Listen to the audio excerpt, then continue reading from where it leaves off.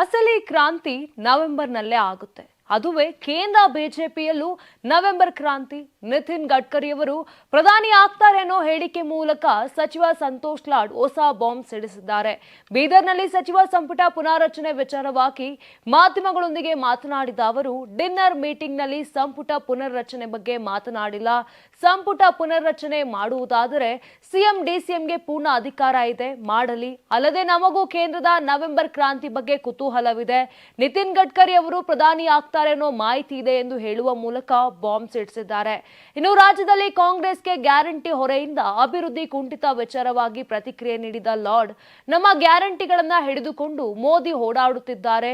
Bihar election ನಲ್ಲಿ ಮಹಿಳೆಯರಿಗೆ ಒಂದು ಮತಕ್ಕೆ 10,000 ರೂಪಾಯಿ ಕೊಡುತ್ತಿದ್ದಾರೆ. ಮೋದಿ ಸಾಹೇಬ್ರು ನಮ್ಮ ಗ್ಯಾರಂಟಿಗಳನ್ನ ಬಿಹಾರ ಚುನಾವಣೆಯಲ್ಲಿ ಬಳಸುತ್ತಿದ್ದಾರೆ ಎಂದು ಕಿಡಿಕಾರಿದ್ದಾರೆ.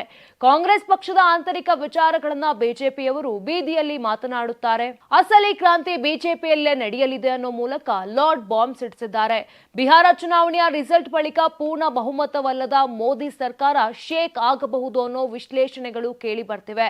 ನಿತೀಶ್ ಕುಮಾರ್ ಅವರನ್ನು ಮತ್ತೊಂದು ಸುತ್ತಿಗೆ ಸಿಎಂ ಮಾಡದೇ ಇದ್ದಲ್ಲಿ ಎನ್ಡಿಎ ಕೂಟವನ್ನ ಜೆಡಿಯು ತೊರೆಯಬಹುದು.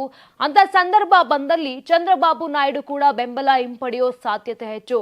ಹಾಗಾಗಿಯೇ ಸಂತೋಷ್ ಈ ಹೇಳಿಕೆ ವ್ಯಂಗ್ಯ ಅನ್ನೋದಕ್ಕಿಂತಲೂ ಭಿನ್ನವಾಗಿಯೇ ಎಚ್ಚರದಿಂದ ನೋಡಬೇಕಿದೆ. ದೇಹದಲ್ಲಿ ಬ್ಯಾಡ್ ಕೊಲೆಸ್ಟ್ರಾಲ್ ಜಾಸ್ತಿ ಆದಾಗ ಹಾರ್ಟ್ ಅಟ್ಯಾಕ್ ಆಗೋ ಚಾನ್ಸಸ್ ಜಾಸ್ತಿ. ಇತ್ತೀಚೆಗಂತೂ ಸಿಕ್ಕಾಪಟ್ಟೆ ನ್ಯೂಸ್ನ ಕೇಳ್ತಾನೆ ಇದ್ದೀವಿ. ಸೊ ಬ್ಯಾಡ್ ಕೊಲೆಸ್ಟ್ರಾಲ್ನ ಕಮ್ಮಿ ಮಾಡೋದಕ್ಕೆ ಉತ್ತಮವಾದ ಆಹಾರ ತುಂಬ ಇಂಪಾರ್ಟೆಂಟು. ಜೀನಿ ಸ್ಲಿಮ್ ಯೂಸ್ ಮಾಡಿ. ಕರೆಕ್ಟ್, ಜೀನಿ ಸ್ಲಿಮ್ನಲ್ಲಿರುವಂತಹ ಎಷ್ಟೋ ಆಹಾರ ಧಾನ್ಯಗಳು ಕೊಲೆಸ್ಟ್ರಾಲ್ ಲೆವೆಲ್ನ ಕಮ್ಮಿ ಮಾಡೋದಕ್ಕೆ ಹೆಲ್ಪ್ಫುಲ್ ಆಗುತ್ತೆ. ಸೊ ಹೆಲ್ದಿ ಆಗಿರಿ, ಜೀನಿ ಸ್ಲಿಮ್ನ ಯೂಸ್ ಮಾಡಿ.